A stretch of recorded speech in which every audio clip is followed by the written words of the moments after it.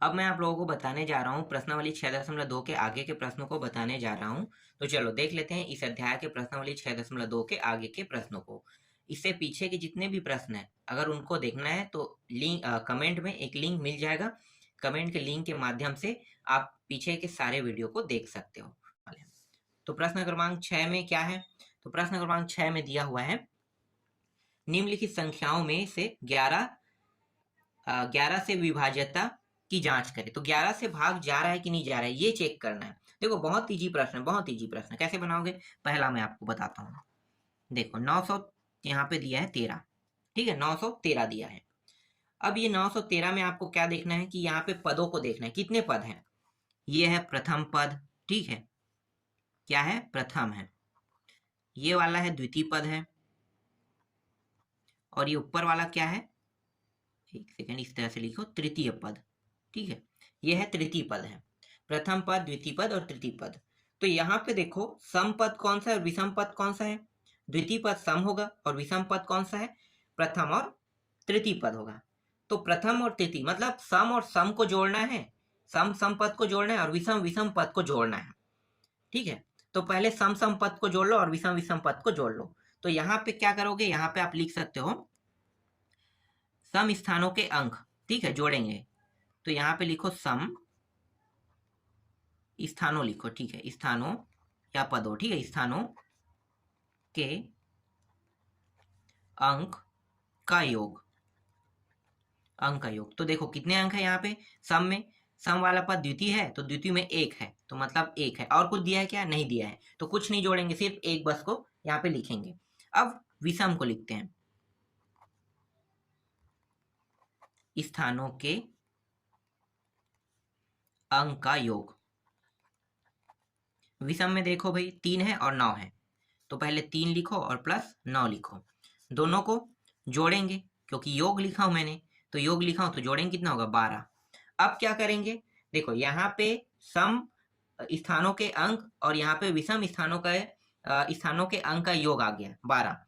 इन दोनों को अब हल करते हैं। तो अब क्या करेंगे? इन दोनों का अंतर निकलते हैं। तो अंतर निकालेंगे तो यहाँ पे लिखो विषम और ये सम, ठीक है। इसका मतलब ये है कि ये मैंने पूरा पद लिखा है, विषम स्थानों के अंक का योग, ठीक है। इसमें घटा देंगे सम स्थानों के अंक का योग। आप इस तरह से पूरा लिख लेना, ठीक है। और यहाँ पे मैं लिख लेता हूँ ये 12 है माइनस 1 है, कितना प्राप्त हुआ? 11। 11 प्राप्त हो गया। अब 11 को 11 से भाग दोगे तो जाएगा कि नहीं? जा सकते हैं, स्वाभाविक है। तो 11 को अगर मैं 11 से भाग दे रहा हूँ, यहाँ पे आया है तो यहाँ पे 1 प्राप्त हो रहा है, मतलब ये पूरी तरह से भाग जा रहा है। तो पूरी तरह से भाग जा रहा है, इसका मतलब क्या है? इसका मतलब ये है कि ये 11 से विभाज्य हो रहा है, ठीक है। तो 11 से विभाज्य हो रहा है तो यहाँ पे नीचे में लिख लो, अतः 913, ठीक है, 913 यहाँ पे देख सकते हो कुछ भी शेष नहीं बच रहा है, तो 913 11 से विभाज्य है, विभाज्य है, ठीक है। 913 11 से विभाज्य है। अगर यहाँ पे शेष बचता तो क्या करता? उसे लिखता कि यहाँ पे शेष बच रहा है इसलिए विभाज्य नहीं है, लिखता, ठीक है। चलो आगे देखते हैं।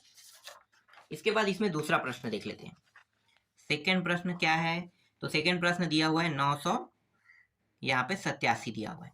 अब यहाँ पे देखो विषम स्थान और सम स्थान देखो, तो ये दोनों क्या है? ये दोनों विषम है और ये अकेला क्या है? सम है, ठीक है, सम है और ये विषम। क्या करेंगे? पहले सम स्थानों का योग कर लेते हैं, सम स्थानों के अंकों का योग,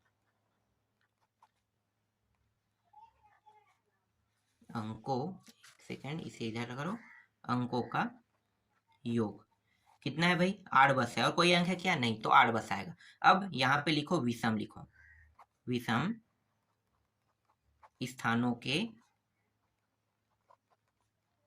अंकों का योग। देखो विषम में क्या है? 9 और 7 है, तो 9 + 7 लिखो और इन दोनों को जोड़ेंगे तो कितना आएगा? 9 + 7 को जोड़ेंगे तो ये हो जाएगा 16, ठीक है, 16 आ गया। अब क्या करेंगे? विषम में सम को घटा देंगे, तो ये रहा विषम स्थानों के अंकों का योग। इस तरह से पूरा लिखना, इसके बाद माइनस करना, सम स्थानों के अंकों का योग, ठीक है, इसको भी लिखना। तो मैं शॉर्टकट में सम लिख देता हूँ, यहाँ पे नीचे में 8, सॉरी नीचे में 16, ये 16 है ना, और ये 8 है। घटाएंगे तो कितना प्राप्त होगा? घटाने पर ये प्राप्त हो रहा है 8 प्राप्त हो रहा है। अब 8 को भाग देकर देखो कितने से? 11 से। तो आप इस तरह से भाग दे सकते हो, ये रहा। तो ये शून्यम बार जा रहा है, ठीक है, और शेष कितना बच रहा है? 8। तो ये तो शेष फल प्राप्त हो रहा है। इसका मतलब क्या है? इसका मतलब ये है कि ये 11 से विभाज्य नहीं होगा, ठीक है, 11 से विभाज्य नहीं होगा। तो आप यहाँ पे लिख सकते हो, यहाँ पे लिख लो, अतः 987 11 से विभाज्य नहीं होगा। ठीक, समझ में आ गया क्यों नहीं होगा? क्योंकि यहाँ पे 8 जो है वो प्राप्त हो रहा है, और 8 जो प्राप्त हो रहा है, अगर इस तरह से भाग देंगे तो शेषफल 8 ही प्राप्त होगा, इसलिए ये 11 से विभाज्य नहीं होगा। समझ में आ गया? चलो नेक्स्ट प्रश्न देखते हैं। तीसरा प्रश्न। तीसरा प्रश्न में अंक क्या दिया हुआ है? तीसरा में दिया हुआ है 37 29 दिया हुआ है। इस तरह से लिखो 37 29। तो यहाँ पे देखो ये दोनों क्या है? विषम है, और ये दोनों सम है, ठीक है। तो पहले सम वालों को हल कर लेते हैं। तो सम स्थानों के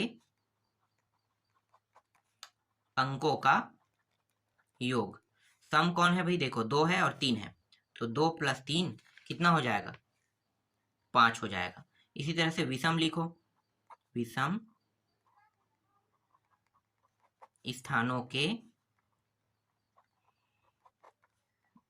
अंकों का योग, ठीक है। विषम में देखो 9 और 3, तो ये रहा 9 और प्लस 1 सेकेंड 7 है ना, 3 नहीं है 7 है। दोनों को जोड़ो कितना होगा? 16। तो ये रहा 16।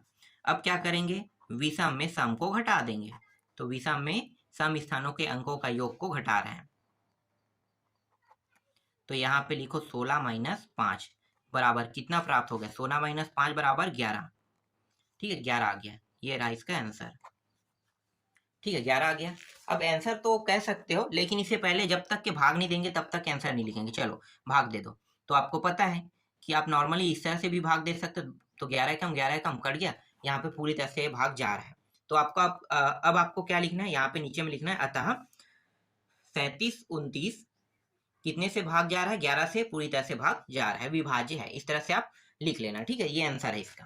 तो ये यहाँ तक भी आप लिखोगे काफी है आंसर में, ठीक है, क्योंकि 11 प्राप्त होगा तो 11 डेफिनेटली भाग जा रहा है, या भाग करके भी चेक कर लो। आपको चेक करके बताना ही पड़ेगा, ठीक है, जैसा भी करो, पर जैसे मैंने अभी किया ना वैसे ही आपको करना पड़ेगा। चलो नेक्स्ट देखते हैं। चौथा प्रश्न में क्या दिया है? 198 दिया है, 198, ठीक है, इसको देखते हैं। तो यहाँ पे ये दोनों विषम है और ये वाला सम है। तो पहले सम को लिख लेते हैं। तो सम वाला मैं यहाँ पे पूरा अब नहीं लिख रहा हूँ, सम बस लिख रहा हूँ, ठीक है। क्या कितना प्राप्त हुआ? यहाँ पे 9 प्राप्त हुआ, ठीक है। अब विषम में देखो, विषम को जोड़ेंगे तो यहाँ पे 8 + 1 बराबर ये भी 9 प्राप्त हो रहा है, ठीक है, 9 प्राप्त हो रहा है। घटा दो विषम में, सम स्थानों के घटाएंगे तो कितना प्राप्त होगा? 9 और -9 बराबर 0। यहाँ पे देखो 0 प्राप्त हो रहा है। अब 0 प्राप्त होने का मतलब ये है कि यहाँ पे शेषफल 0 प्राप्त हो रहा है, ठीक है। ये सब क्या है? शेषफल है, मान लो उसका। तो शेषफल यहाँ पे 0 प्राप्त हो रहा है। इसका मतलब क्या है? कि इसका मतलब ये है कि यहाँ पे ये जो मान 0 प्राप्त हो रहा है, अभी जितना भी हम लोग निकाल रहे हैं वो क्या है? सबका शेषफल है, याद रखना, शेषफल है, ठीक है, यही शेष है, ये इसका शेषफल है। ऐसा मतलब ऐसा आपको नहीं लगना चाहिए कि अभी जो निकाल रहे हैं वो क्या है, ये शेषफल है। देखो इस प्रश्न में तीसरा में ये 11 शेषफल है। 11 जब प्राप्त होता है, इसको भाग करके देखते हैं तो कितना हो रहा है? 1 आ रहा है। मतलब अंतिम वाला जो मान था वो 11 निकल रहा है, इसका मतलब ये पूरी तरह से भाग जा रहा है। यहाँ भी देखो ये शेषफल है, ये सब शेषफल ही है, जिसको आप जिस तरह से चाहो उस तरह से आप हल कर सकते हो। तो यहाँ पे 0 शेषफल प्राप्त हुआ, इसका मतलब ये है कि 198 पूरी तरह से भाग जा रहा है 11 से। समझ में आ गया? ठीक है, तो आज के इस वीडियो में बस इतना ही। जो प्रश्न क्रमांक 7 बचा है ना, उसको नेक्स्ट वीडियो में आपको मैं बताऊंगा।